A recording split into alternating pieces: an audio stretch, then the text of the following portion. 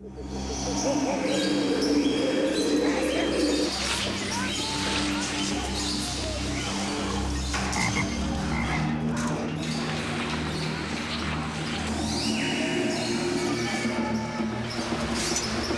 a place this is.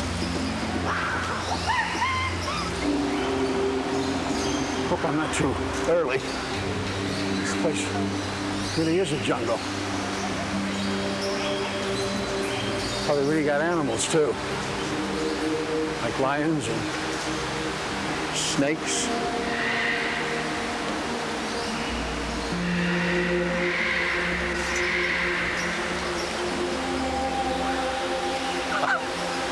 There he is, I hope. Dr. Simmons, I presume? Right. Dr. Lee Simmons of the Henry Doorly Zoo. Right again. And this is the Lee Jungle.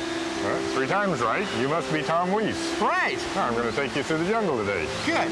I'll tell you, this place is fascinating. It was so foggy I could hardly see my way. Well, that's because jungles have fog, and we've got our foggers on. And we'll go turn them off here in a minute, and the fog will clear and we can see a little better. Great. We can go upstairs now and look at it from a different angle. Super. This is quite a place.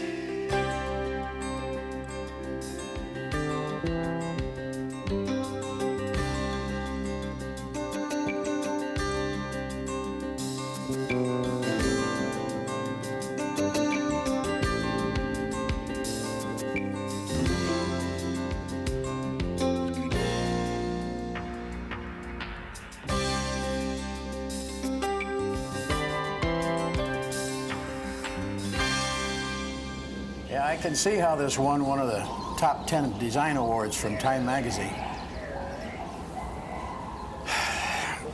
Amazing. Dr. Lee, how do you create a jungle in the middle of Nebraska? Well, first you start out with about a 60-foot hole in the ground and, and a lot of money. About 11,000 cubic yards of concrete, a lot of galvanized steel so that it doesn't rust, and a lot of daydreams, I guess. Well, what about the floor of the jungle? I mean, it looks like the floor of a jungle. How did you do that? Because it is.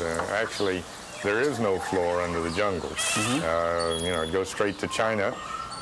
We've got, we made our own dirt, and so we saved elephant manure for about 5 years. Mixed it with haydite and Canadian peat moss and little Nebraska topsoil, and that is the floor of the jungle. You know, I worked up a sweat walking through the jungle this morning. How do you create the humidity? Well, we've got foggers that you see out here to bring the humidity up, and we used deionized water. It's almost like distilled water. We run it through a big reverse osmosis system because the plants don't like you know, city water. They don't like well water. These are tropical jungle plants, and they like rainwater. And the closest we can come here with a roof on it is to use deionized water. So we produce about 6,000 gallons of deionized water per day to water plants and fog with. Did I notice some bones on the ground down there? No, but you notice some decaying logs and vegetation and all, because we've got the natural, you know, it's a natural environment, natural ecosystem. So we've got all of the bacteria and the fungus that operate in a normal jungle that begin to destroy a leaf almost the moment it hits the ground. So some of those big logs, for instance, they're slowly going to rot and decay down to the point that we may even have to go in and stabilize them with epoxy. I mean, do you even have insects and like tarantulas and snakes? Well, not tarantulas and snakes. We've got some snakes, but they're contained, and no tarantulas. But we do have a lot of insects. We've got ladybugs and lacewings and predatory wasps and predatory mites that we actually release, because unfortunately when you bring in 20 truckloads, and these are semi-truckloads of tropical trees, you also bring in some insect pests. You bring in aphids and scale and things like that. So since we're trying to have this be a natural environment, a balanced system, we're trying not to use any insecticides.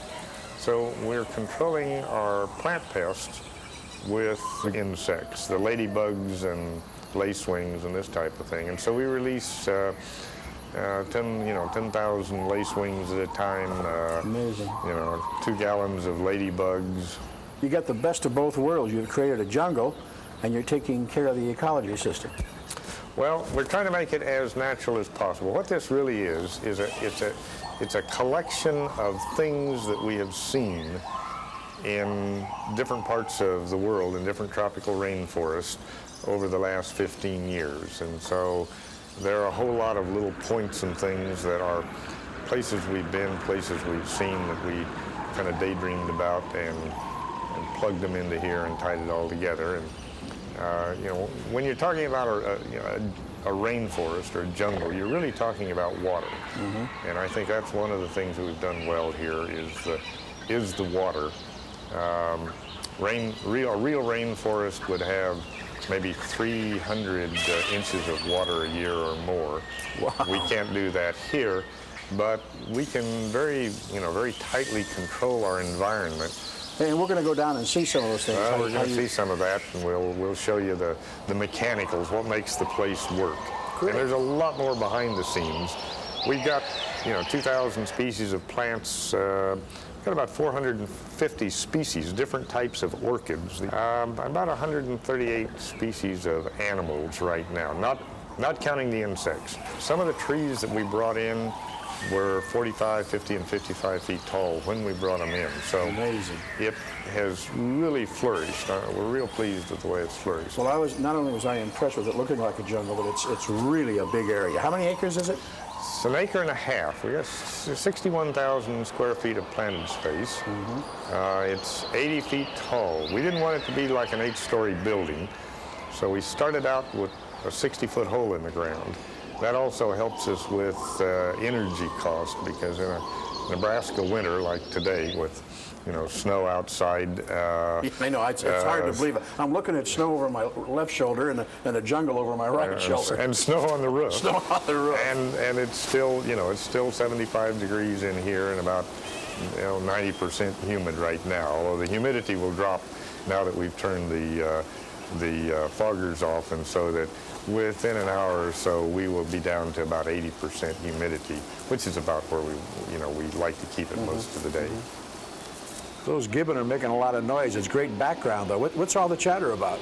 Well, actually, they're simply proclaiming to the world that this is their patch of jungle, that they do this every morning to tell any other gibbons that might be close that everything as far as you can hear belongs to me, and you come into my territory at your own risk. Fantastic. That's great.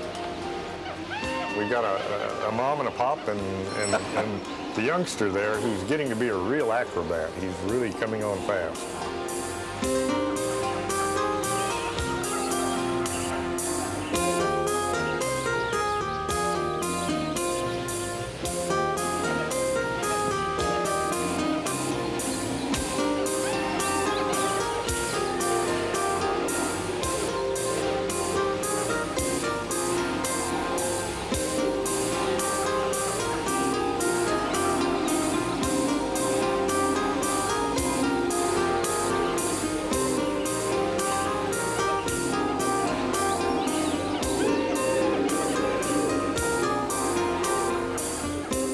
I think I see some of my family tree out there. I noticed looking out also that there's different walkways and different levels. What were you trying to accomplish there? Well, because the jungle is not all one level. Back in the 1800s and 1800s, everybody saw the jungle from the jungle floor or from a river. But actually, there are layers to the jungle. Give this a couple more years, and this big tree, this pongan here, will be clear to the ceiling, and it will represent the emergent layer, those trees that stick up above the canopy. And then there's another layer that forms that kind of that green velvet, rolling velvet canopy that you see from the air if you're flying.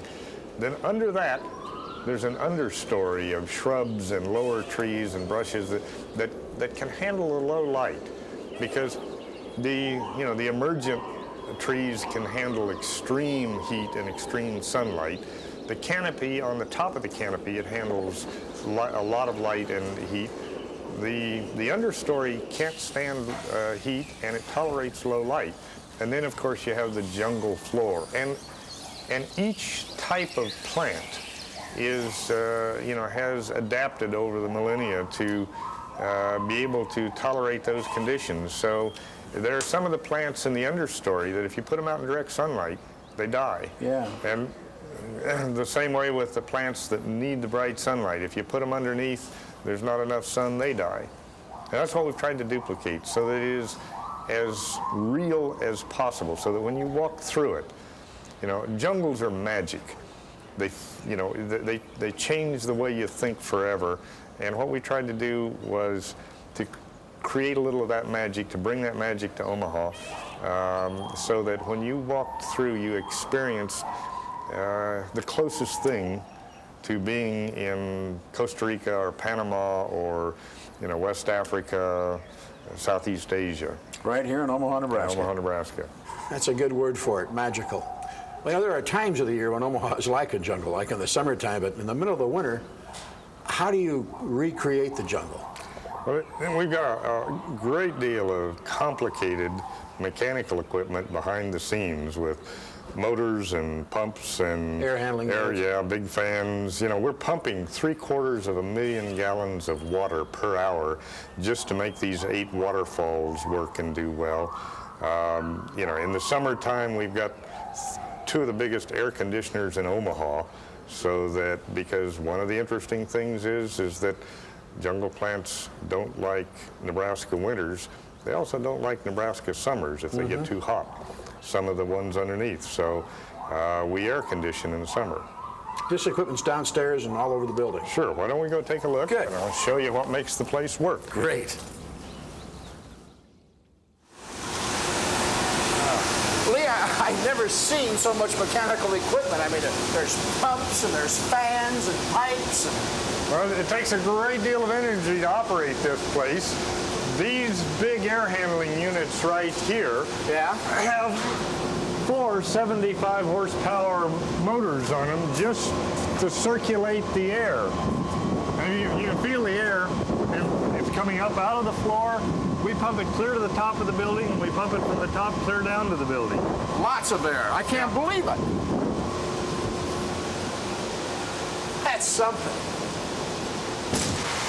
Tom, here's another unique part of our mechanical system. This is a roto strainer on our Pygmy Hippo system. And, we use city water for all of our pools and waterfalls. We warm it to 85 degrees because Pygmy Hippos don't like cold water. But the problem with Pygmy Hippos is you can't housebreak them. So we have to put this very elaborate filtration system on. And then when that doesn't work, as it frequently doesn't, then we've got a giant flush valve over here. What we really have with the Pygmy Hippos is a 20,000-gallon giant flush toilet, and about twice a day we flush it. Flush the toilet.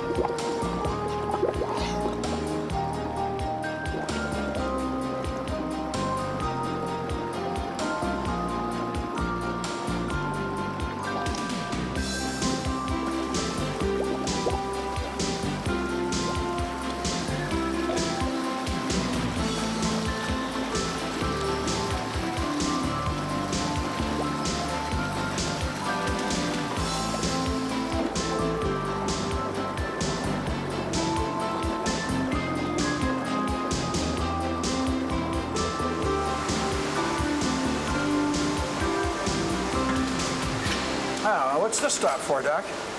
This is the Malayan taper room. You know, Tom, one of the more unusual things about this facility is the amount of behind-the-scenes space that we've got. We've actually got more behind-the-scenes animal space for things like the taper here than we have on display for the public. And there's a number of very unusual aspects to it. You notice nowhere in the world do you find a 600-pound taper in a basement. Walking up steps. Walking up wooden steps. But if you think about it, if you're in a real jungle in Malaya, because that's where these black and white tapers come from, is from the peninsula of Malaya and Indochina. If you're down in a stream bank or on a stream, because these are aquatic animals, yeah, then you have to be able to climb up the bank. So walking up a set of stairs is not a terribly unusual activity for an animal like this. Well, now, what's he doing? Is he enticing her to go up the step? Correct. With a banana? And yeah, bananas are kind of her favorite food, and so you feed her everything else first, and then the bananas are kind of like the candy, except they don't rot your teeth. Well, why did you pick the taper? This is one of the most endangered and rarest of the species in that part of the world. And they're rapidly disappearing from peninsular Malaysia. There she and goes. From Indochina. Amazing! Look at her go. Yeah, they're not only are these animals suffering from habitat destruction, but because the rainforests are being cleared, but they're actually hunted both for meat and for the folk medicine trade. So that they've really got a triple threat. Their habitat is being destroyed at a terrible rate, and they're being hunted both, as I say, for meat and some of the Asian cultures believe that there's powerful medicine in their bones and skin and so you're really besides showing the animal, you're really doing the job by preserving a sanctuary, and coupled with a lot of other zoos in North America and Europe. This is a sanctuary for the gene pool for these animals, and many of the animals in this building are in that category. The Delacour's langurs, the Francois subspecies of the Delacour's langurs, which we're going to look at here, are nearly extinct in Vietnam, and that's the only place they're found. We think probably by the turn of the century they'll be totally extinct. Let's go take a look at those.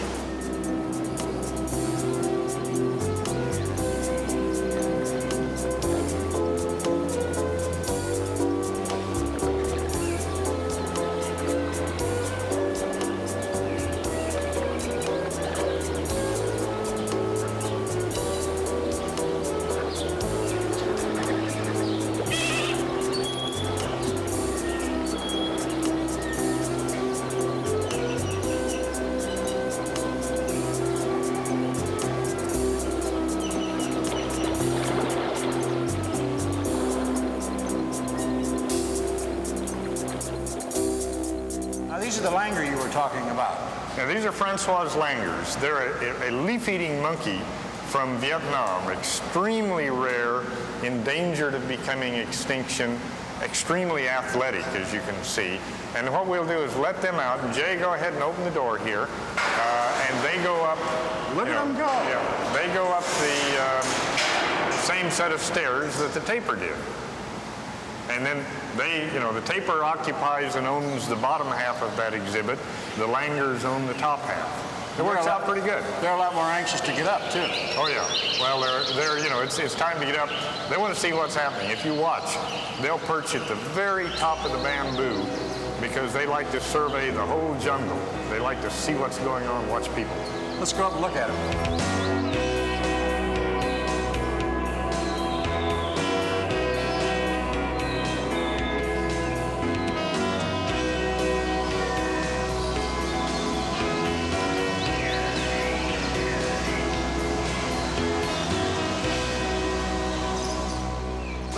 with all of these plants and hanging vines, do you have problems containing the animals?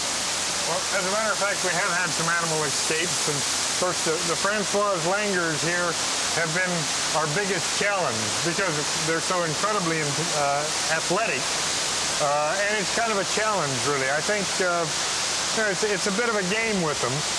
So if you look, we've done some unusual things. There's a lot of body putty here. Notice the sprays on the wall. That's to make the wall slick and slimy and green with algae. And then the rocks on either side here, where they're not wet with waterfall, are actually coated with Vaseline. Vaseline? Yeah, we probably bought more Vaseline than anybody in town. And they still, once in a while, make it out. They usually perch right up here. When they see you coming, they go back in. It's kind of like harassing the keepers. You know, they don't get out because they want to go anyplace. It's just to prove that they still can. Well, that's all they got to do all day is figure out how to get out. Well, they eat a few plants during the day, too.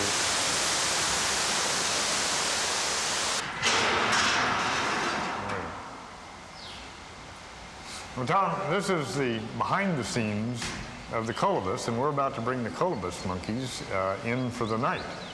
Well, why would they want to leave the jungle and come in here?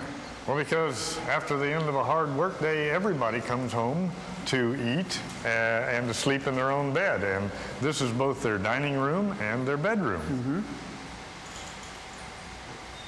Here they come. A little apprehensive, isn't he? Well, they're not used to strangers in here. There they go. We've got both colobus monkeys and we've got talapoin monkeys in here. The little green guys are talapoins, and the big black and white guys are colobus monkeys. Here, I'll just shut this door here. There we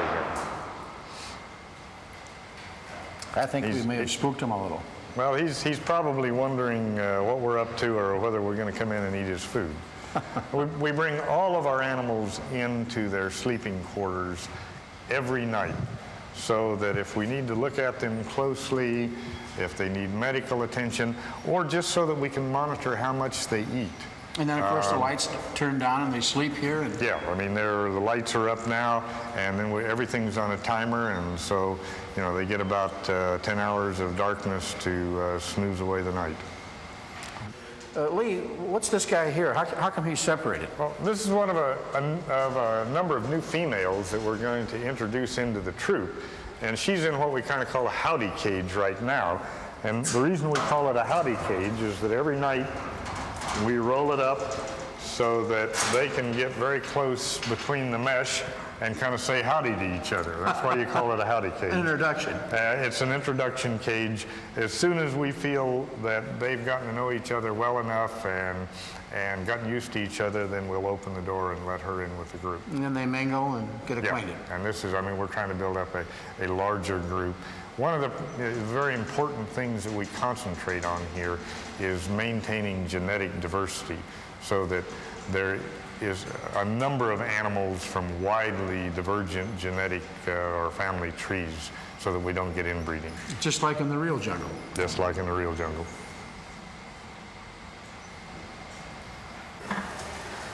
You know, Tom, another unique part about this facility is that not only do we have a half a mile of trail for visitors inside the jungle, but we've got a quarter of a mile of superhighway for the keepers here.